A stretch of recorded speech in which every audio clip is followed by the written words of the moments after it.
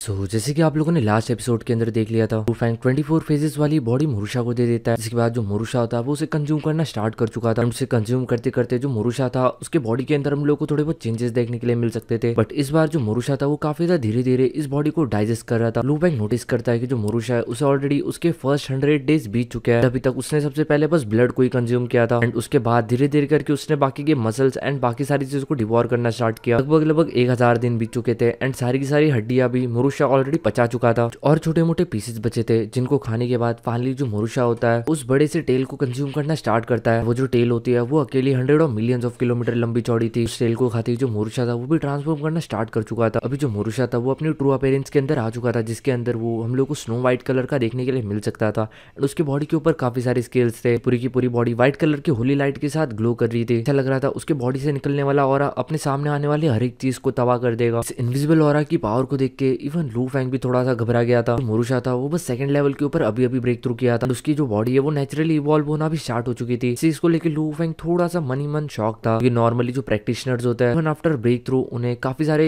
Secret matters को comprehend करना पड़ता है। जैसे कि Lu Fang 24 phases of life form को ऑब्टेन कर रहा है के बाद उसे अपनी invisible and formless phaseless abilities के ऊपर काम करना पड़ेगा एंड एट द एंड थोड़ा बहुत कॉम्प्रहेंशन वगैरह करने के बाद वो लास्ट में अपने बॉडी को ट्रांसफॉर्म कर सकता है। एक तरीके से ब्रेक थ्रू करने के बाद जो फिजिकल बॉडी ट्रांसफॉर्मेशन होता है वो लास्ट स्टेप होता है। बट लू फैंग ने जैसे अपना ब्रेक थ्रू किया उसका जो बॉडी है वो ऑटोमेटिकली ट्रांसफॉर्म होना स्टार्ट हो चुका था क्योंकि जो वर्ल्ड बीस्ट होता है वो पैदाइशी पूरी तरीके से परफेक्ट लाइफ फॉर्म होता है। वो हर चीज में पूरी तरीके से परफेक्ट होता है। उनका जन्म ही होता है इसलिए क्योंकि वो जल्दी से जल्दी अल्टीमेट लाइफ फॉर्म बन जाए। फैंग मन ही मन सोचता है एक बार जब लू फैंग पूरी तरीके से कंप्लीटली अपने खाने को डाइजेस्ट कर लेगा उसके बाद डेफिनेटली वो मोरुशा के साथ एक फाइट करेगा। तभी जो लू फैंग होता है उसे एक न्यूज मिलती है कि उसका जो डिसाइपल था जिन यू उसने भी अपना ब्रेक थ्रू कर लिया है एंड वो अभी चौज रिलम के अंदर आ चुका है। डाओ सेक के अंदर पूरी तरफ काफी ज्यादा खुशी का माहौल था। पूरे के पूरे डाओ सेक के अंदर ये पहला पर्सन था जो कि चौज रिलम के अंदर ब्रेक थ्रू किया था। इसे ब्रेक थ्रू करने में लगभग 100 ईयर्स का टाइम भी नहीं लगा था। हमें जिन्यू देखने के लिए मिलता है जो कि डायरेक्टली सेक्ट के हेडक्वार्टर के अंदर खुलेआम छाती चौड़ी करके चलता जा रहा था। बाकी के लोग जब जिन्यू को देखते हैं तो वो लोग समझ जाते हैं। इवन टॉड अगर वो जिन्यू की शक्ल नहीं भी देख पाते फिर भी उनको समझ जाता है कि ये जिन्यू ही है। लू फैंग का डायरेक्ट डिसाइपल एंड वो दो एल्डर यानी कि टीचर ओरिजन और लॉर्ड लोसा, इन दोनों के अलावा कोई भी ऐसा नहीं है जो कि सेक्ट के अंदर इस तरीके से डायरेक्टली घुसा चले जाएगा। लोग थोड़ा सा जलते थे जिन्यू से और कहते थे जिन्यू ये सही में काफी पावरफुल है। अपने रिट्रीट के बाद डायरेक्टली अपने आप को चौधरिलम के अंदर ट्रांसफॉर्म कर लिया। जब से डाओ सेक का फाउंडेशन हुआ है तब से ये पहला इंसान है जो कि चौधरिलम के अंदर ब्रेक थ्रू किया है। क्योंकि जितने भी रजिस्टर्ड डिसाइपल थे वो डेफिनेटली जिन्यू से काफी ज्यादा जलते थे। रजिस्टर्ड डिसाइपल वो डिसाइपल हुआ करते थे जो कि लू फैंग के डिसाइपल तो होते थे लेकिन इनडायरेक्ट वे में। सारी बकचोदी बस इसलिए होती है ताकि सेक्ट के अंदर एक कॉम्पिटिशन का वातावरण बना रहे। हम लोग को मोयो किंग भी देखने के लिए मिल सकता था जिसने ब्लू कलर के रॉब्स पहन के रखे थे। वो एक बड़े से हॉल के अंदर आता है। वही वहाँ पे जितने भी बाकी के डिसाइपल्स थे वो सारे के सारे मोयो किंग को ग्रीट करते हैं। आफ्टर ऑल जो मोयो किंग था वो फर्स्ट डिसाइपल था, साथ ही साथ जो मोयो किंग था वो मोरुशा का भी डिसाइपल था। तो डेफिनेटली सेक्ट के अंदर इसका जो स्टेटस है वो एक अलग लेवल के ऊपर है। जो मोयो किंग होता है वो स्माइल करता है एंड काफी ज्यादा हम्बली इन सभी लोगों के साथ बिहेव करता है। वो इन सभी लोगों के साथ कुछ टाइम बातें करता है एंड कुछ इन लोगों के बीच में हंसी मजाक होता है। वही वो जो इनडायरेक्ट डिसाइपल्स होता है वो मोयो किंग से कहता है सीनियर ब्रदर जिन्यू चौधरिलम के अंदर अपना ब्रेक थ्रू कर चुका है कि वो डाओ सेक इस वक्त एक एल्डर बन जाएंगे। उनका जो स्टेटस है वो लगभग लॉर्ड लोसा जितना होगा। इन सब चीजों से मोयो किंग को कोई भी फर्क नहीं पड़ता क्योंकि हम लोगों को काफी ज्यादा काम देखने के लिए मिल सकता था। जैसे कि वो भी काफी ज्यादा खुश हो, जानता था कि उसके बीच में और जिन्यू के बीच में काफी ज्यादा फर्क है। लू फैंग का डिसाइपल बना क्योंकि उसका लक अच्छा था। जिन्यू लू फैंग का डिसाइपल बना क्योंकि उसके अंदर पोटेंशियल था। हम लोग को जिन्यू भी देखने के लिए मिलता है क्योंकि मोयो किंग की तरफ देखते हुए उसे ग्रीट करता है। मोयो किंग भी उसे ग्रीट करता है। किंग जिन्यू से कहता है तुम्हारे ब्रेक थ्रू से पूरी की पूरे एंटायर डाओ सेक के अंदर काफी ज्यादा खुशी का माहौल छाया हुआ है। वैसे भी जब से डाओ सेक का स्टेबलाइजमेंट हुआ है काफी सारे टैलेंटेड लोगों को डाओ सेक के अंदर ट्रेन किया जा रहा है। बट उसके बाद भी तुम पहले वो इंसान हो जिसने चौधरिलम के अंदर अपना ब्रेक थ्रू किया। स्माइल करते हुए कहता है तो क्या हुआ अगर मैं पहला बन गया तो फ्यूचर के अंदर शायद से और भी काफी सारे होंगे जो कि जल्दी चौधरिलम के अंदर ब्रेक थ्रू करेंगे। बस बात इतनी है कि मैंने पहला कदम उठाया। चलिए इतनी भी कोई ज्यादा बड़ी बात नहीं है। मुझे भरोसा है कि सीनियर ब्रदर मोयो किंग आप भी बहुत जल्दी चौधरिलम के अंदर अपना ब्रेक थ्रू कर दोगे। मोयो किंग हंसते हुए कहता है इतने जल्दी तो नहीं होने वाला। जब ये दोनों के दोनों आपस में बात कर रहे होते हैं बाकी के जो इनडायरेक्ट डिसाइपल होता है यानी कि रजिस्टर्ड डिसाइपल्स वो सारी की सारी कान लगा के इन लोगों की बातों को सुन रहे होते हैं। तभी एक सडनली एक इनविजिबल ऑरा जो कि इन सभी लोगों को एनवेलप कर लेता है। वो सडनली उस डायरेक्शन की तरफ देखते जहाँ से ये आ रहा था। वहाँ पे वो सब लोग उस पर्सन को देखते अपनी मुंडी झुका लेते हैं यानी कि यहाँ पे इन सभी लोगों का मास्टर आ चुका था। लू फैंग ने सिल्वर कलर के रॉब्स पहन के रखे थे जो कि थ्रोन के ऊपर बैठा हुआ था। उसी के साइड में हम लोग को एल्डर युआन देखने के लिए मिलता है यानी कि टीचर ओरिजन। मोयो किंग और जिन्यू ये भी अपना सर झुका के इमीडिएटली लू फेंग को ग्रीट करता है। डेफिनेटली ये सभी लोग लू फेंग की काफी ज्यादा इज्जत करते थे। लोग काफी ज्यादा खुश थे कि इनकी किस्मत से इन लोगों को लू फेंग जैसे एक काफी ज्यादा पावरफुल पर्सन को फॉलो करने का मौका मिला। कि आफ्टर ऑल पूरे के पूरे ओरिजिन कॉन्टिनेंट के अंदर अगर देखा जाए तो जो 2 ग्रेट कंट्रीज है के अलावा Xi kingdom, lord of Yu kingdom and lord of Yue city, यही 3 मेन पिलर्स बने हुए हैं। फेंग कहता है कि जो लूसा है वो सक्लूजन के अंदर अपना प्रैक्टिस कर रहा है, वो इस वक्त नहीं आ पाएगा। उसके बाद वो जिन्यू की तरफ देखते हुए कहता है, जिन्यू तुमने चौथ रिलम के अंदर काफी ज्यादा कम टाइम के अंदर अपना ब्रेक थ्रू कर लिया। इससे ये साबित होता है कि तुम कितने ज्यादा टैलेंटेड हो, जब से तुम डायरेक्टली डाओइसेक के एक एल्डर की पोजीशन के ऊपर प्रमोट होते हो। जिन्यू सर झुका के अपनी पोजीशन को एक्सेप्ट करता है। के बाद जो लू फेंग होता है वो अपने हाथों को वेव करता है एंड तुरंत हम लोगों को एस चौथ रिलम के वेपन, सीक्रेट ट्रेजर्स एंड एक सियान जेड बॉटल देखने के लिए मिलती है। उसी के साथ एक ब्लैक कलर की जेड बॉटल भी थी। लू फेंग कहता है ये सेट ऑफ सीक्रेट ट्रेजर है एंड साथ ही साथ इसके अंदर tens of billions of cosmic sand है, इसके अंदर और 10 ट्रेजर्स है। डेफिनेटली तुम्हारे कल्टीवेशन के अंदर आगे तुम्हें काफी ज्यादा काम आएंगे। जिन्यू उन फ्लाइंग ट्रेजर्स की तरफ देखता है तो डेफिनेटली उसके अंदर से काफी ज्यादा टेरिफाइंग ऑरा निकल रहा था एंड इन सीक्रेट ट्रेजर्स को देख के जिन्यू की आंखों के अंदर एक चमक देखने के लिए मिल सकती थी। जानता था ये काफी ज्यादा महंगा है। इवन थॉट वो जो कंप्लीट सेट ऑफ ट्रेजर है वही कम से कम 2 to 3 बिलियन कॉस्मिक सैंड के आसपास होगा। तो बाकी के जो 10 ऑक्सिलरी कल्टीवेशन आइटम्स है जो कि लू फेंग ने इसको दी है, आइटम्स एक्सटर्नल वर्ल्ड के अंदर खरीद पाना काफी ज्यादा मुश्किल है। उनकी कीमत भी tens of millions of cosmic sand होगी। जिन्यू लू फेंग को थैंक्स कहता है। उसे समझ आ रहा था कि इस वक्त लू फेंग जैसे एक टेरिफाइंग ओवरलॉर्ड को वर्कशिप करने का क्या फायदा होता है। इस वक्त हमें यहाँ पे बाकी के डिसाइपल्स भी देखने के लिए मिल सकते थे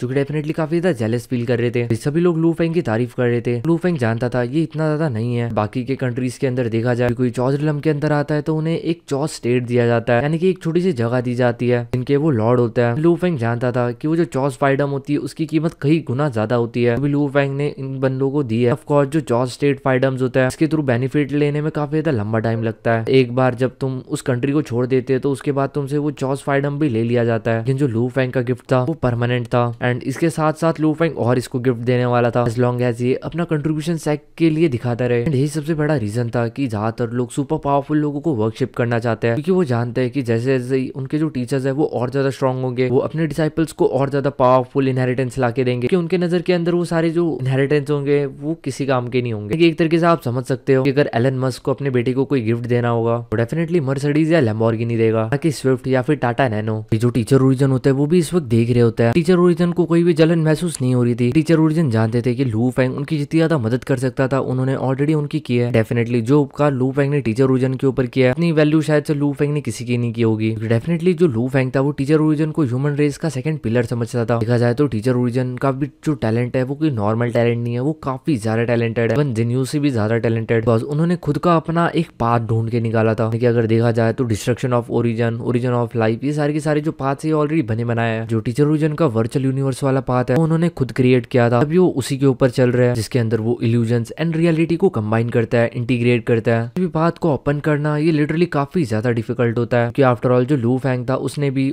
लाइफ एंड डेथ के एक रोड को ओपन किया था अपने लिए। उसके बाद भी वो स्टार टावर के बारे में कुछ भी नहीं समझ पाया, वो लाइफ एंड डेथ का एक सिंगल ब्रांच भी नहीं समझ पाया। शिफ्ट होता है एंड हम लोग को देखने के लिए मिलता है जो मुरुशा होता है उसने ऑलरेडी सारा का सारा एसेंस ऑब्जर्व कर लिया होता है उस कॉप्स का। फेंग मुरुशा के पास आता है एंड उससे कहता है मुरुशा तुम कैसा फील कर रहे हो। मुरुशा होता है वो सडनली अपनी आंखें खोलता है। उस वक्त जो मुरुशा था उसके पूरे बॉडी के ऊपर स्नो व्हाइट कलर के हम लोगों को स्केल्स देखने के लिए मिल सकती थी। नेचुरली उसके सर के ऊपर एक ताज बन चुका था, उसके अंदर से काफी ज्यादा पावरफुल होली ऑरा निकल रहा था। ये सोचने में कितना था अजीब लगता है। मुरुशा का जन्म हुआ है डिस्ट्रक्शन के लिए बट स्टिल उसके बॉडी के अंदर से निकलने वाला ऑरा होली ऑरा है। मुरुशा लू फेंग की तरफ देखते हुए कहता है मास्टर मुझे काफी ज्यादा अच्छा लग रहा है, इवन मैं आपसे भी ज्यादा स्ट्रांग फील कर रहा हूँ इस वक्त अपने आप को। लू फेंग हंसता है एंड कहता है लगता है बेटा तू अपने औकात से बाहर जा रहा है। वही जो मुरुशा होता है वो हंसते हुए कहता है हाँ मास्टर मैं सही में आपसे ज्यादा पावरफुल फील कर रहा हूँ, मुझे नहीं लगता कि अभी आप मुझे मार सकते हो, मैं पहले से काफी ज्यादा स्ट्रांग हो चुका हूँ। फ्रेंडली जो मुरुशा था वो पहले के कंपेरिजन के अंदर काफी ज्यादा पावरफुल हो चुका था क्योंकि वो अभी गॉड किंग लेवल के सेकंड रिलम के ऊपर पहुंच चुका था। मुरुशा इतना ज्यादा पावरफुल हो चुका था कि उसके सेंसेस खुद उसके कंट्रोल में नहीं थे, तो उसे काफी ज्यादा फियरलेस सा फील हो रहा था। लू फेंग मुरुशा की तरफ देखता है कहता है चलो फिर ठीक है तुम्हारे पावर्स को टेस्ट करते हैं। उसके बाद जो लू फेंग होता है वो तुरंत एक डेजलिंग सिल्वर लाइट के अंदर कन्वर्ट हो जाता है। उसके बाद जो लू फेंग होता है वो काफी ज्यादा तेजी से मुरुशा की तरफ जाता है बट हम लोग को देखने के लिए मिलता है कि इससे पहले वो मुरुशा को टच कर पाता है धीरे धीरे करके उसकी स्पीड काफी ज्यादा स्लो होने लग जाती है। एक टाइप के बाद वो पूरी तरीके से कम्प्लीटली डिसअपियर हो जाता है मुरुशा के व्हाइट कलर के ऑरा से टकरा के। मुरुशा लू फेंग की तरफ देखते हुए कहता है मास्टर आपका ये जो अवतार है काफी ज्यादा कमजोर है, ये इस वक्त मेरा कुछ भी नहीं बिगाड़ सकता। इस वक्त मैं सेकंड लेवल के गॉड किंग लेवल के ऊपर पहुंच चुका हूँ। आप मुझे उन फूड किंगडम के कमजोर लॉर्ड से कंपेयर मत कीजिए। डेफिनेटली मैं उनसे सारे एस्पेक्ट के अंदर काफी ज्यादा पावरफुल हूँ, चाहे फिर वो बात डोमेन की हो, एनर्जी की हो, फिजिकल बॉडी की हो, क्लोज कॉम्बैट की हो, या फिर मेरे क्लोन की। बट स्टिल अभी तक मैंने अपने रिलम को ब्रेक थ्रू नहीं किया। लू फेंग मुरुशा की तरफ देखता है, हंसते हुए कहता है, इंटरेस्टिंग, तुम पहले से काफी ज्यादा इंटरेस्टिंग बन चुके हो। इसके बाद वो कहता है, तो फिर मुझे तुम्हारे ऊपर फाइनल अटैक करना ही पड़ेगा। नंदी हम लोगों को एक बेहमूथ देखने के लिए मिलता है जो कि स्टार टावर के एक लेयर से बाहर आता है। ये काफी ज्यादा बड़ा था साइज के अंदर। इसके अंदर से जो ऑरा निकल रहा था वो मुरुशा के ऑरा से कुछ कम पावरफुल नहीं था। उसके हाथों के अंदर हम लोगों को एक बहुत बड़ा सा सिल्वर कलर का ब्लड शैडो ब्लेड देखने के लिए मिल सकता था।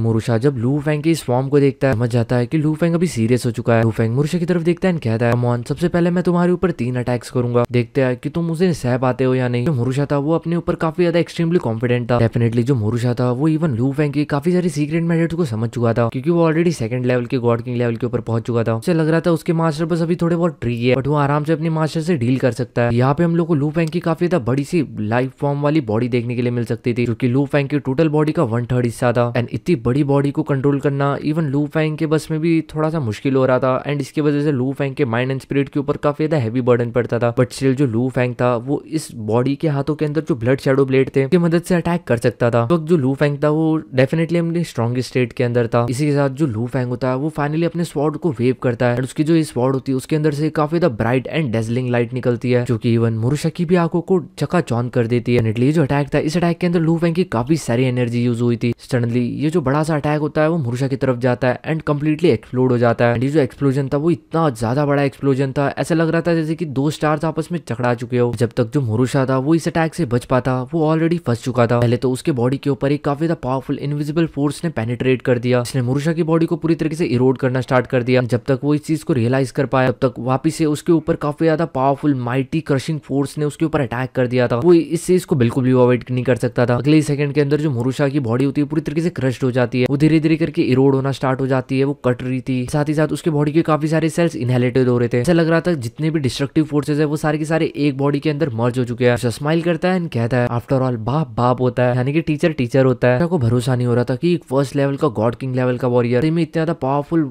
स्ट्रेंथ के साथ एक्सप्लोड हो सकता है। मुरुशा था वो लगभग काफी सारे पीसेस के अंदर बढ़ चुका था। एंड मुरुशा की 99% जो बॉडी थी वो ऑलरेडी क्रश हो चुकी थी। नेक्स्ट सेकंड के अंदर हम लोग को देखने के लिए मिलता है एक इनविजिबल एनर्जी गैदर होती है एंड मुरुशा का एक ब्लरी सा फिगर वापस से रिफॉर्म हो जाता है। अच्छा कहता है, मास्टर आप काफी ज्यादा पावरफुल हो, लेकिन मैं भी एक वर्ल्ड बीस्ट हूँ। आप मुझे डिस्ट्रक्शन ऑफ ओरिजिन एवेन्यू की टेक्निक से हराना चाहते थे, बट ऐसा लगता है कि ये टेक्निक इसने काफी अच्छा काम किया मेरे ऊपर, बट ये मुझे खत्म नहीं कर सकती। एंड मुरुशा इस वक्त पूरी तरीके से तंदुरुस्त खड़ा था एंड उसकी बॉडी भी पूरी तरीके से हील हो चुकी थी। लुएंग स्माइल करता है एंड कहता है, मेरे और 2 मूव्स बाकी है इस वक्त। मुरुशा कहता है, ठीक है मास्टर आप आ सकते हो। जो लू फेंग था वो भी थोड़ा सा शॉक था मुरुशा को देख के, क्योंकि डेफिनेटली जो अटैक इस वक्त उसने मुरुशा के ऊपर किया था ये काफी ज्यादा पावरफुल था। इस अटैक को उसने अपने 1/3 वर्ल्ड लाइफ फॉर्म की मदद से किया था। इसके अंदर डेफिनेटली उसकी भली स्पिरिचुअल पावर इतनी ज्यादा नहीं थी, but in terms of power already वो 50 to 60% पावर का इस्तेमाल कर रहा था। लगभग आप एक एम्परर लेवल का समझ सकते हो। मुरुशा मनी मन कहता है, एज एक्सपेक्टेड एक वर्ल्ड बीस्ट जो कि जस्ट सेकंड लेवल के ऊपर अभी पहुंचा है गॉड किंग लेवल के ऊपर, उसके बाद भी इतना ज्यादा पावरफुल है। लू फेंग ये सब सोचना बंद कर देता है। तुरंत वो वापस से अपने स्वॉर्ड को गोल घुमाता है। एक स्वॉर्ड लाइट हम लोगों को देखने के लिए मिलती है, ये पूरी तरीके से स्पेस को 2 हिस्सों के अंदर बांट देती है। ये जो मार्क था हेवन एंड अर्थ का, जिस हिस्से से स्पेस कट आउट हुआ था, मार्क जाता है एंड वो डायरेक्टली साइलेंटली मुरुशा की बॉडी को पूरी तरीके से 2 हिस्सों के अंदर डिवाइड कर देता है। मुरुशा की बॉडी हील कर रही थी, स्टिल वो देख रहा था जिस जगह से उसकी बॉडी कटी थी वहां की जो उसके सेल्स थे वो रिकवर करना बंद कर चुके थे। इस मूव को देख के इवन मुरुशा भी काफी सरप्राइज था।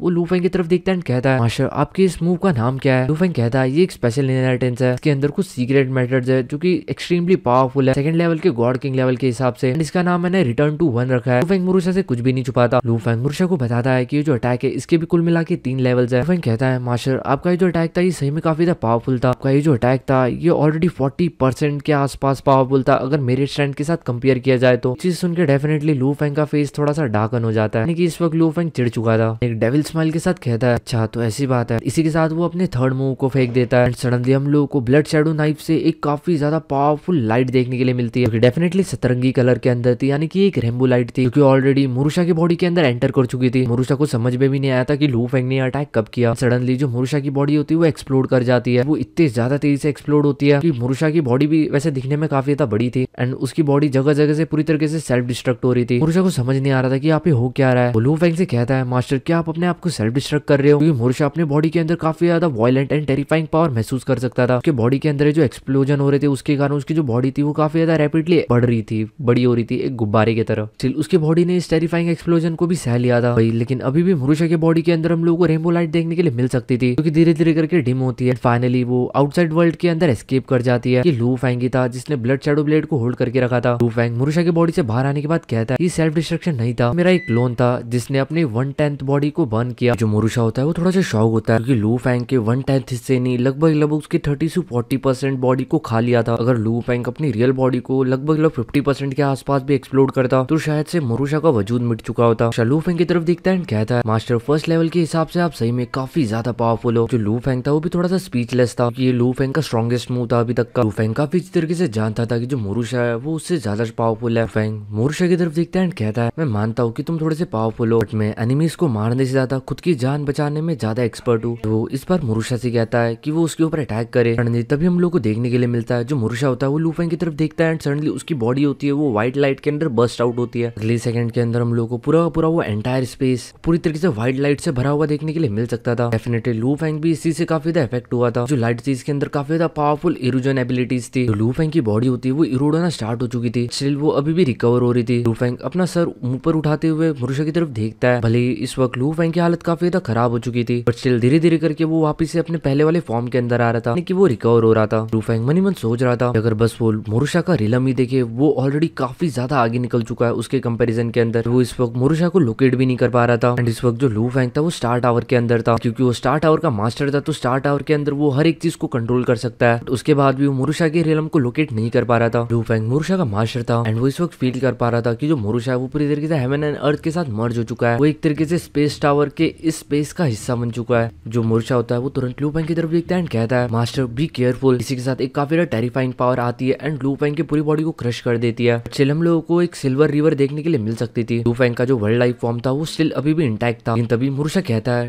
डिस्ट्रॉय। इसी के साथ एक इनविजिबल अटैक आता है जो कि लू फेंग के लाइफ स्ट्रक्चर के छोटे छोटे सेल्स के ऊपर अटैक कर देता है। लू फेंग के बॉडी के हर एक लाइफ स्ट्रक्चर के अंदर अपने खुद का एक छोटा सा वर्ल्ड है। इसी के साथ हम लोगों को देखने के लिए मिलता है जो मोरुशा होता है वो लगभग 33 ट्रिक्स का यूज करता है, वो भी एक साथ। लू फेंग का ये जो अवतार था इसके अंदर कम से कम उसका 1/3 एनर्जी रिजर्व था टोटल वर्ल्ड लाइफ फॉर्म के। इवन अगर कोई एम्परर भी उसके ऊपर अटैक करे तो उसे भी लू फेंग को पूरी तरीके से कंप्लीटली एलिमिनेट करने के लिए कुछ ट्रिक्स का इस्तेमाल करना पड़ेगा। आखिर में जो मोरुशा होता है वो रुक जाता है एंड वो लू फेंग की तरफ देखते हुए कहता है मास्टर आपके वर्ल्ड लाइफ फॉर्म की काफी ज्यादा स्ट्रॉन्ग रिकवरिंग एबिलिटी है। स्पीड से मैं अपनी एनर्जी लॉस कर रहा हूँ, उससे ज्यादा स्पीड से अपनी एनर्जी को रिकवर कर रहे हो, आप सही में काफी ज्यादा पावरफुल हो। जो लू फेंग होता है वो भी मोरुशा की तरफ देखते हुए कहता है तुम्हारी जो स्ट्रेंथ है वो ऑलरेडी सेकंड लेवल की पीक लेवल के ऊपर आ चुकी है। भले ही तुमने अभी अभी अपना ब्रेक थ्रू किया हो, बट अगर तुम्हारी स्ट्रेंथ का कंपेयर किया जाए तो तुम गू डाउजन, वुजिन, गॉड किंग एंड उन बाकी लोगों के साथ कंपेयर कर सकते हो। लेकिन अगर बस रिलम की बात की जाए तो मैं भी हो सकता है कि जो मोरुशा है वो थोड़ा सा कमजोर हो। मोरुशा का जो फाउंडेशन है वो सही में काफी ज्यादा डीप है। लू फेंग के साथ कम्पीट करने के बाद वो समझ चुका था वो स्टिल अभी भी काफी ज्यादा वीक है। मोरुशा कहता है मैंने सुना है कि सेकंड लेवल का जो पीक लेवल का गॉड किंग लेवल का वॉरियर होता है वो एम्परर एंड मोनार्क को कुछ टाइम के लिए रेजिस्ट कर सकता है। एटलीस्ट वो इतना टाइम तो निकाल सकता है कि वो अपने आप को रिकॉग्निट कर सके। आफ्टर ऑल जो एम्परर एंड मोनार्क्स होता है वो अल्टीमेट बीइंग होता है। सारे के सारे जो एम्परर एंड मोनार्क्स है 2 एशियन कंट्रीज के, उनके पास काफी सारे पावरफुल सीक्रेट वेपन्स भी है एंड इसलिए वो सारे के सारे एक पीक लेवल के रिलम बीस्ट के कंपेयर किया जाता है। जो लू फेंग होता है वो मोरुशा से पूछता है शायद से अभी तक तुम ऑलरेडी एक पीक लेवल के रिलम बीस्ट की पावर को जान चुके होंगे, तो क्या तुम मुझे बता सकते हो कि जो एम्परर एंड मोनार्क्स है 2 एशियन कंट्रीज के, क्या वो वर्ल्ड बीस्ट के साथ कम्पीट कर सकते हैं उनके सीक्रेट वेपन्स के साथ? मोरुशा कहता है हाँ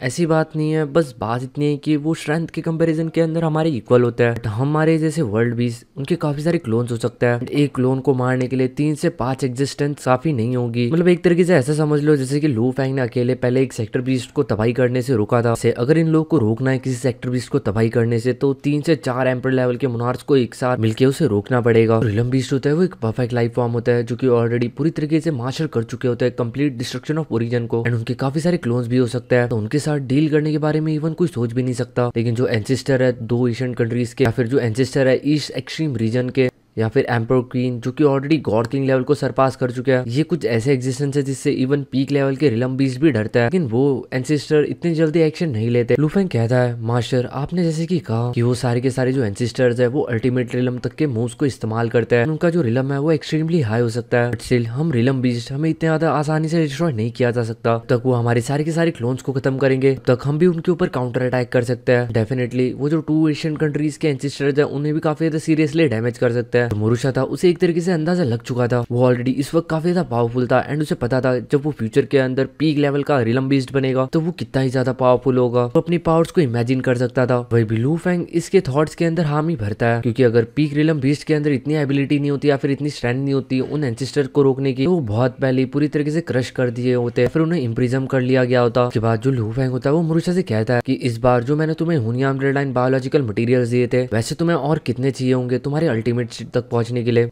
मोरुशा कहता है मास्टर मैं अभी तक गॉड किंग लेवल के सेकंड लेवल की लिमिट के ऊपर नहीं पहुंचा, तो अल्टीमेट लेरम की बात करूँ तो एस्टिमेटली फिर भी मुझे 30 to 40 पोर्शन लगेंगे उस सिमिलर फूड के। लू फेंग को एक ही अरेंज करने में लगभग उसकी हालत खराब हो गई थी। लू फेंग इमेजिन नहीं कर सकता था कि ऐसे उधर 30 to 40 कॉप्स और चाहिए होंगे, जिसके बाद जाके जो मोरुशा है वो अपना ब्रेक थ्रू कर पाएगा। चीज सुनने के बाद जो लू फेंग होता है वो मोरुशा की तरफ देखता है, कहता है मुझे लगता है कि तुम्हें धीरे धीरे हेवन एंड अर्थ की पावर को ऑब्जर्व करना चाहिए, चिंता मत करो तुम एक ना एक दिन अल्टीमेट स्टेट तक जरूर पहुंचोगे। वही जो मोरुशा होता है वो लू फेंग से कहता है मास्टर ये जो बेकार का खाना है ये भी ठीक है काम चला लेता है, बट स्टिल इसका अमाउंट काफी ज्यादा होना चाहिए। लू फेंग कहता है तुम आराम आराम से आगे बढ़ो, कोई भी जल्दी नहीं है हमें। अभी जो मोरुशा होता है वो लू फेंग से कहता है मास्टर मेरे पास आपके लिए गुड न्यूज है। इसके बाद जो लू फेंग होता है वो मोरुशा से कहता है अच्छा तो तुम मुझे किस तरीके की गुड न्यूज देना चाहते हो। मोरुशा कहता है मैंने ऑलरेडी पूरी तरीके से origin of Avenue of destruction को अपने बॉडी के अंदर पूरी तरीके से मोबाइलाइज कर लिया है। इसी के साथ मोरुशा स्माइल करता है एंड उसके बॉडी के अंदर जो vast complete avenue of destruction होता है वो अपीयर हो जाता है स्पेस ट्राउड के अंदर। एंड जब लू फेंग इस कंप्लीट एवेन्यू ऑफ डिस्ट्रक्शन को देखता है तो पूरी तरीके से शॉक हो जाता है, वो सरप्राइज था काफी ज्यादा। 2 एशियन कंट्रीज थी उनके पास भी एक तरीका था जिसके थ्रू वो कंप्लीट ओरिजिन एवेन्यू को दिखा सकते थे, लेकिन ऐसी किसी चीज को देखने के लिए लगभग उन लोगों को 8 लाख क्रेडिट पॉइंट देने पड़ते थे एंड ये भी वो 1 सेंचुरी में एक ही बार कर सकते थे। बट लू फेंग के पास तो मोरुशा था जिसकी मदद से वो अनलिमिटेड टाइम इन सब चीजों को ऑब्जर्व कर सकता था एंड इस तरीके से जो उसका डिस्ट्रक्शन ऑफ ओरिजिन एवेन्यू था वो भी काफी ज्यादा तेजी से ग्रो करने वाला था। इस वक्त काफी ज्यादा एक्साइटेड था बिकॉज जो मोरुशा था वो इस कंप्लीट एवेन्यू को अपने बॉडी के अंदर मोबाइलाइज कर सकता था। इसका मतलब ये था कि लू फेंग इसे हमेशा हमेशा के लिए देख सकता है। जब लू फेंग ने फर्स्ट टाइम इस चीज को देखा था तो लू फेंग को देखने के लिए मिला था यहाँ पे 6 कर्व कॉर्नर्स थे, उसके अंदर एक जायंट सी कोई चीज थी जो कि क्रॉस लाइक करके बैठी हुई थी एंड ये जो 6 कॉर्नर्स थे वो उसकी 6 डायरेक्शंस को दर्शाते थे। जब उसने अगली बार देखा तो उसने देखा था कि वो जो कंप्लीट ओरिजिन ऑफ एवेन्यू था वो पूरी तरीके से कंप्लीटली डिस्ट्रॉय हो चुका था। वहाँ पे बस हम लोगों को एक डार्क रेड कलर का टेरिफाइंग मॉन्स्टर देखने के लिए मिल सकता था। इसका मुंह इतना था डार्क था कि उसे देखने से ऐसा लगता था कि वो हर एक चीज को अपने अंदर स्वॉलो कर सकता है। वही लू फेंग जितने एंगल से इन सब चीजों को देख रहा था उसे उतने एंगल से अलग अलग चीजें देखने के लिए मिल सकती थी। समझ रहा था वो हर एक जगह से एक अलग पाथ को कॉम्प्रहेंड कर सकता है। Still at the and in सारे पाथ्स का एक सेम गोल है जो कि एक कंप्लीट एवेन्यू ऑफ डिस्ट्रक्शन। मोरुशा लू फेंग से कहता है मास्टर मेरी जो ट्रू बॉडी है यहाँ पे पाथ ऑफ डिस्ट्रक्शन को मेंटेन करके रखेगी, क्या मैं अपने क्लोन को बाहर भेज सकता हूँ। लू फेंग हाँ के अंदर मुंडी हिला देता है। लू फेंग की परमिशन के साथ जो मोरुशा होता है वो तुरंत अपना एक क्लोन फॉर्म करता है। उसके बाद वो स्टार टावर के बाहर चले जाता है खुशी खुशी उछलते कूदते हुए। सीन शिफ्ट होता है एंड हम लोगों को टियानी रिवर का एंट्रेंस देखने के लिए मिलता है जहाँ पे हम लोग को एक इल्यूजनरी रिवर देखने के लिए मिल सकती थी जो कि पूरी तरीके से एंडलेस थी। वहाँ पे हम लोग को एक फ्लाइंग बोट भी देखने के लिए मिल सकती थी जिसके अंदर एक हेयरी फिगर बैठा हुआ था क्रॉस लाइक करते हुए कि आसपास के टियानी रिवर के वाटर के अंदर से एनर्जी को ऑब्जर्व कर रहा था एंड अपने हुनियान ब्लड को नरिश कर रहा था। वही यहाँ पे हम लोग को टियानकू एंड और कुछ लोग देखने के लिए मिल सकते थे। चलिए जो बंदा था जो कि यहाँ पे बैठ के कॉम्प्रहेंशन कर रहा था ये यू किंगडम का लॉर्ड था। यूशी एंड टियानकुन एंड बाकी उन सब लोगों ने इस बंदे को घेर लिया था। जो टियानकुन था वो कहता है वो लोग मुझे घेर तो सकता है लेकिन वो मुझे फॉलो नहीं कर सकते, उनके अंदर इतना दम नहीं है कि वो टियानी रिवर के डीपेस्ट पार्ट के अंदर मेरा पीछा करे। टियानकुन के साइड में हम लोग को 6 और टेक्निकल बींग्स देखने के लिए मिल सकते थे। सारे के सारे टियानी के अंदर ट्रेजर्स को एक्सप्लोर कर रहे थे। इसी के साथ साथ उन्होंने काफी सारे एरियाज को ब्लॉक भी कर लिया था। वही जो यू किंगडम का मास्टर था यूशी काफी ज्यादा पेशेंटली वेट कर रहा था। वो इस वक्त इन लोगों से छुपा हुआ था। वो कहता है मुझे धीरे धीरे करके अपनी स्ट्रेंथ को बढ़ाना पड़ेगा, एज लॉन्ग एज मैं छोटे मोटे सीक्रेट्स को समझ जाऊँ मैं अल्टीमेट रिलम के ऊपर पहुंचने की मेरी कुछ चांसेस बढ़ सकती है। एंड एक बार मैं अल्टीमेट रिलम के ऊपर पहुंच जाऊँ मैं उन 6 के 6 लोगों से खुद से अकेले अकेला डील कर पाऊंगा, बट स्टिल ये सारी की सारी बस होप्स थी। एंड ये काफी अच्छी तरीके से ये चीज जानता था, शायद से 100 ऑफ मिलियंस ऑफ ईयर भी अगर इसे दे दिया जाए उसके बाद भी ये चीज काफी ज्यादा मुश्किल है कि ये फ्यूचर के अंदर कभी अपना ब्रेक थ्रू करे। सडनली जो यूशी होता है उसे एक न्यूज मिलती है कि उसे देता है lord land Dao, Asian thunder kingdom से बिलोंग करता था। उसे कहता है ब्रदर यूशी तुम्हें जल्दी से वहां से भागना होगा, वो लोग आपका पीछे करते हुए यहाँ पे आ चुके हैं। जैसे यूशी को ये चीज पता चलती है उसका जो दिल होता है वो तेजी से धड़कने लग जाता है, तुरंत अपनी स्पेसशिप को साइड में रखता है एंड टियानी रिवर के डीप के अंदर जाने लग जाता है विदाउट एनी हेजिटेशन। जो टियानी रिवर थी ये काफी ज्यादा डीप थी, जितने ज्यादा डीप आप इसके अंदर जाओगे उतनी ज्यादा इसके अंदर हिडन डेंजर्स थे। जो लॉर्ड यूशी था यानी कि यू किंगडम का लॉर्ड से इन सब चीजों से कोई डर नहीं था। तभी सडनली उसे एक अंडर वाटर माउंटेन रेंज देखने के लिए मिलता है। लॉर्ड यूशी होता है वो तुरंत उस अंडर वाटर माउंटेन रेंज के अंदर छुपना चाहता था। जैसे ही वो उसके थोड़े से क्लोज जाता है उसे तुरंत कुछ इनविजिबल वेव्स देखने के लिए मिलती है जो कि उसकी बॉडी को इरोड करना स्टार्ट कर चुकी थी। धीरे धीरे करके उसकी बॉडी को शैटर करना स्टार्ट कर दिया था। लॉर्ड यूशी होता है वो तुरंत अपना गॉड किंग लेवल का सीक्रेट फ्लाइंग ट्रेजर जो होता है वो जो बोट होती है उसे आगे की तरफ फेंकता है एंड इन वेव्स को उसके थ्रू ब्लॉक करता है। जो सीक्रेट ट्रेजर था ये काफी था महंगा सीक्रेट ट्रेजर था। डेफिनेटली इसने उन सारी फ्लक्चुएशंस को रोक लिया था, यानी कि एक तरीके से अपने ऊपर सह लिया था, इसलिए ये लॉर्ड ऑफ यूशी के बॉडी से तो ज्यादा ही मजबूत था। इसी के साथ वो फाइनली उन माउंटेन्स के ऊपर लैंड कर जाता है। उसके बाद यूशी जो होता है वो इधर से उधर भागने लग जाता है, लेकिन जब वो भाग ही रहा था तभी उसे एक काफी ज्यादा टेरिफाइंग फोर्स महसूस होता है जो कि ऑलरेडी उसके ऊपर लॉक ऑन हो चुका था। लॉर्ड यूशी होता है वो ऊपर की तरफ देखता है, देख सकता था एक काफी ज्यादा टेरिफाइंग पावर जो कि ऑलरेडी उसके ऊपर लॉक अप हो चुकी थी। जैसे उसने उस पावर के सोर्स को देखा वो पूरी तरीके से शॉक हो चुका था। वहाँ पे एक टावरिंग फिगर देखने के लिए मिल सकता था जिसने एक्वा ब्लू कलर के रॉब्स पहन के रखे थे, उसकी पूरी बॉडी के ऊपर व्हाइट कलर के स्केल्स थे एंड ब्लू भी, एंड साथ ही साथ उसकी 3 स्केली सी टेल्स थी। अपीयरेंस दिखने में तो काफी था होली टाइप का था, लेकिन स्टिल उसकी आईज के अंदर काफी था रूथनेस देखने के लिए मिल सकती थी। ये जो बंदा था ये बंदा था लॉर्ड लैंड डाओ। ये लिटरली काफी ज्यादा पावरफुल था। एक्चुअली मोमेंट के अंदर लॉर्ड ऑफ यूशी को ऐसा फील होता है कि उसके ऊपर एक एंडलेस फोर्स उसके ऊपर डिसेंडेंट हो रहा है। लॉर्ड ऑफ यूशी को मारना भी इतना आसान नहीं था, बट उसके बाद भी नेक्स्ट सेकंड के अंदर उसकी पूरी की पूरी बॉडी इनहेलेटेड हो जाती है। साथ उसके जितने भी ट्रेजर्स थे वो सारे भी वो ऑलरेडी गवा चुका था। लॉर्ड लैंड डाओ होता है वो यूशी की तरफ देखता है जो कि ऑलरेडी पूरी तरीके से इनहेलेटेड हो चुका था। उसके बाद वो बाकी और टारगेट्स को ढूंढने के लिए निकल पड़ता है। देखा जाए तो ये जो टियानी रिवर है ये देखने में काफी ज्यादा बड़ी है, इसके अंदर का जो सेफ एरिया है वो भी काफी ज्यादा लार्ज एरिया के अंदर फैला हुआ है। इस एरिया का राजा यानी कि इस एरिया को पेट्रोल करने वाला बंदा है लॉर्ड लैंड डाओ। देखा जाए टियानी रिवर के अंदर जितने भी एशियन गॉड किंग्स होते हैं वो सारे के सारे काफी ज्यादा रिस्पेक्टफुल होते हैं इस बंदे को लेकर। जब भी वो इस बंदे को देखते हैं वो तुरंत उसे ग्रीट करते हैं। तो उनको पता है कि उन्हें यहाँ पे जिंदा रहना है तो उसे इसके नीचे झुक के रहना पड़ेगा। लेकिन उन 2 एशियन कंट्रीज के अलावा उनके गेस्ट ऑफिशियल्स के अलावा यहाँ पे बाकी जितने भी लोग होते हैं सारे लोगों को ये बंदा मार देता है ना कुछ सोचे समझे। ये बंदा थंडर एशियन किंगडम से बिलोंग करता था। तुरंत ही जो न्यूज होती है फैल जाती है कि लॉर्ड लैंड डाओ उसने lord of Yushi, lord of Tiankun and उसके साथ जितने भी कंपेनियंस थे उन सभी लोगों को मार दिया। इसी के साथ हम लोग को पता चलता है जिन लोगों से भाग रहा था अपना ये बुढ़े के पीछे करने वाले यानी कि वो टियानकुन एंड उसके बाकी सारे दोस्त वो सारे के सारे भी इसके हाथों पेले गए थे। हम लोग को थोड़ा सा फ्लैशबैक देखने के लिए मिलता है जिसके अंदर जो लॉर्ड टियानकुन होता है भी काफी टेरिफाइंग फोर्स के द्वारा लॉक ऑन कर दिया गया था। जैसे ही वो उस टेरिफाइंग के फोर्स के थ्रू लॉक ऑन होता है उसे समझ चुका था यहाँ पे भीख वीख मांगने का कोई मतलब नहीं है, वो एट द एंड मारा जाने वाला है। जब तक वो ये सब चीजों के बारे में सोच भी पाता तब तक ऑलरेडी उसकी 90% ट्रू बॉडी ऑलरेडी इनहेलेटेड हो चुकी थी। टियानकुन के ग्रुप के अंदर देखा जाए एक ही बंदा था जो कि किस्मत से यहाँ से भाग पाया था, बाकी सारे के सारे इसके हाथों के थ्रू मारे गए थे। बंदे के हाथों के थ्रू बचना लिटरली काफी ज्यादा मुश्किल था, वो भी टियानी जैसे इन्वायरमेंट के अंदर जहाँ पे ये ऑलरेडी पूरी तरीके से राज करता था। लू फेंग को इन सब चीजों के बारे में पता चलता है तो वो कहता है यू किंगडम के लॉर्ड है वो सही में इस बार काफी ज्यादा अनलकी निकले कि उन्हें लॉर्ड लैंड डाओ मिले एक थंडर एशियन किंगडम के। एंड ये चीज उसे खुद उस बुढ़े ने बताई थी जो कि इस वक्त लू फेंग के साथ बात कर रहा था। लू फेंग कहता है मैंने तो सुना था कि जो टियानी का इन्वायरमेंट है वो काफी ज्यादा सेफ है, उसका जो वाटर है वो काफी ज्यादा हेल्पफुल होता है उन लोगों के लिए जो कि वाटर एट्रीब्यूट को कल्टीवेट करता है। तो एशियन कंट्रीज के मोनार्क एंड एम्परर है यानी कि एम्परर जुआन जो कि यांगफे एशियन कंट्री से बिलोंग करते हैं एंड लैंड डाओ जो कि मोनार्क है थंडर एशियन कंट्री के दोनों वाटर एट्रीब्यूट हुनियान ब्लड लाइन कल्टीवेट करता है। जब भी ये लोग आते हैं जितने भी लोग मिलते हैं बाकी के जितने भी अलग प्रैक्टिशनर्स होते हैं वो सारे के सारे इन लोगों के हाथों मारे जाते हैं, वो बस रॉयल फैमिलीज वालों को छोड़ता है। लू फेंग समझ चुका था कि इवन टियानी के इन्वायरमेंट के अंदर भी सर्वाइव करना इतना था आसान काम नहीं है। बुढ़ा लू फेंग से कहता है मेरी किस्मत ही काफी ज्यादा खराब थी आज के दिन। टियानी है वो हमारे लिए ट्रेजर लैंड है, वहाँ पे इतनी जल्दी इतनी ज्यादा बिग क्राइसिस नहीं होती, लेकिन जब होती है तो सालों की मेहनत बर्बाद हो जाती है। लू फेंग बुढ़े से पूछता है क्या तुम्हें मेरी मदद की कोई जरूरत है? बुढ़ा मना कर देता है क्योंकि इस बार लॉर्ड टियानकुन एंड उसका जितना भी ग्रुप था वो सारे के सारे भी मारे गए थे। इसके अंदर बुढ़ा थोड़ा सा खुश था कि वो अकेला नहीं था जो कि यहाँ पे पेला गया था, उसके साथ साथ उसके दुश्मन जो कि उसका पीछा कर रहे थे वो सारे भी मारे गए। तो अगर इस हिसाब से देखा जाए तो स्टिल बुड्ढे ने इस बार जितना भी खोया था उसके सामने वो स्टिल थोड़ा बहुत खुश था कि सामने वाली पार्टी ने भी काफी कुछ खोया था। लू फेंग मन ही मन सोच रहा होता है इस सही में कितना था क्रूअल वे है। जस्ट एक मोनार्क जो कि जस्ट थोड़ा सा घूमने के लिए निकला, घूमते घूमते उसने सारे के सारे लोगों को मार दिया जो भी उसके रास्ते के अंदर आया। जितने भी आइडल प्रैक्टिशनर्स या फिर जो भी लोग होता है वो सारे के सारे इस बंदे के सामने कुछ भी नहीं, कीड़े मकोड़ों के अलावा। अब जाके लू फेंग को समझ आ रहा था कि क्यों ये सारे के सारे जो आइडल प्रैक्टिशनर्स होता है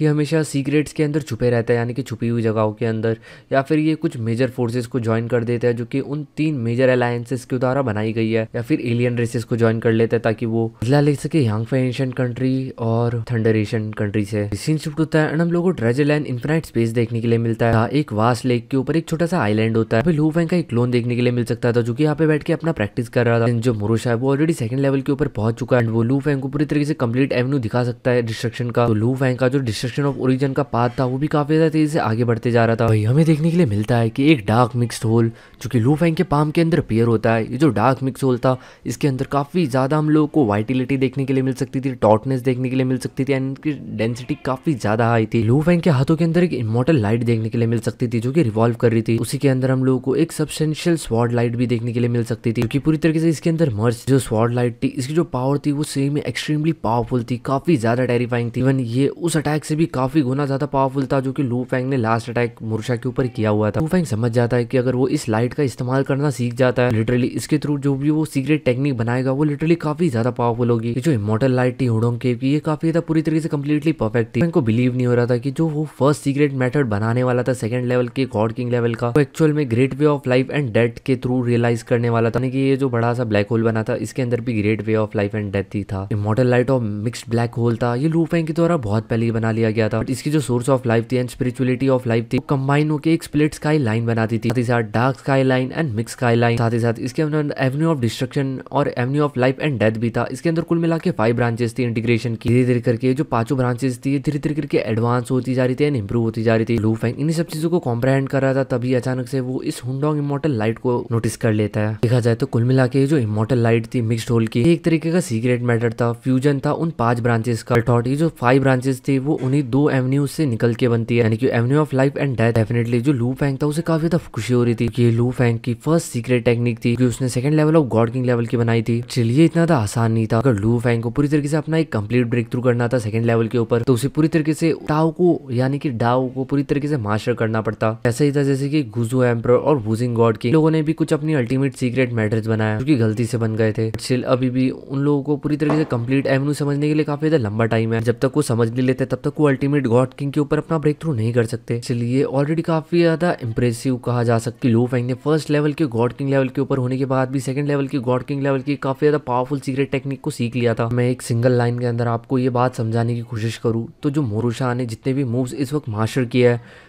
वो इतने ज़्यादा मिस्टीरियस नहीं है जितना मिस्टीरियस लू फेंग का ये हांगकांग इमॉर्टल लाइट वाला मूव है। इसी के साथ जो लू फेंग का Avenue of life and death होता है वो भी एक ट्रांसफॉर्मेशन के थ्रू गुजर रहा था। इसके साथ फाइनली हम लोग को देखने के लिए मिलता है कि जो लू फेंग होता है वो अपना ब्रेक थ्रू कर लेता है, यानी कि उसने अपने लिए एक नया पार्ट ढूंढ लिया था क्योंकि लू फेंग ने एक नया खुद का पाथ क्रिएट किया था। उसे इनफिनाइट स्पेस के अंदर कुछ रिवॉर्ड मिलता है। इस वक्त लू फेंग के पास इनफिनाइट स्पेस के कुल मिलाकर 20,000 से ज्यादा रिवॉर्ड पॉइंट्स थे जो कि स्टिल काफी ज्यादा कम थे। इनफिनाइट स्पेस के अंदर रिवॉर्ड पॉइंट्स कमाना काफी ज्यादा मुश्किल है गाइस। ये वाला जो चैप्टर है ये मैं सही में बहुत ज्यादा ब्रीफ में एक्सप्लेन कर रहा हूँ बिकॉज ये जो चैप्टर 21 है गाइस ये बहुत ज्यादा बेकार है। पता नहीं जो राइटर है उसने कौन से नशे फूक के इस चैप्टर को लिखा था। इसके अंदर इतनी ज्यादा डिटेल्स दी गई है, इतनी ज्यादा डिटेल्स दी गई है, इवन इसे 4 बार पढ़ने के बाद भी डिटेल्स मेरे सर के ऊपर चली गई। मैंने आपको शॉर्टकट में बता दिया, पूरे चैप्टर के अंदर कुछ नहीं बताया गया, बस इतना ही बताया गया कि जो लू फेंग है वो एक नए पाथ को एक्सप्लोर करता है। फाइनली वो एक नए पाथ को डिस्कवर कर लेता है इनफिनाइट स्पेस के अंदर। इसके बाद उसे कुछ रिवॉर्ड पॉइंट्स मिलते हैं एंड उन रिवॉर्ड पॉइंट्स के थ्रू वो ट्रेजर हॉल के अंदर से कुछ ट्रेजर्स को एक्सचेंज करता है। वो भी काफी सारे ट्रेजर्स को देखने के बाद लिटरली इस चैप्टर के अंदर हर एक ट्रेजर के बारे में काफी ज्यादा डिटेल के अंदर लिखा गया है। हर एक ट्रेजर के काफी सारे प्रोज एंड कॉन्स थे। एट द एंड लू फेंग को एक ट्रेजर मिलता है इसकी मदद से वो ओरिजिन ऑफ डिस्ट्रक्शन का काफी ज्यादा करीबी पर्सन बन सकता था। ये चीज देखते उसे थोड़ा सा अजीब लगता। वो इस ट्रेजर के इन्फॉर्मेशन को देखता है केयरफुली, फिर विदाउट एनी हेजिटेशन वो तुरंत इस स्केल ऑफ डिस्ट्रक्शन को खरीद लेता है। यही पे ये चैप्टर होता है खत्म। मे भी हो सकता है मैं इस चैप्टर को 10 से 12 मिनट और एक्सटेंड कर सकूं, लेकिन सही में वो वर्थ इट बिल्कुल भी नहीं होता क्योंकि आप लोग भी बोर हो जाते हैं।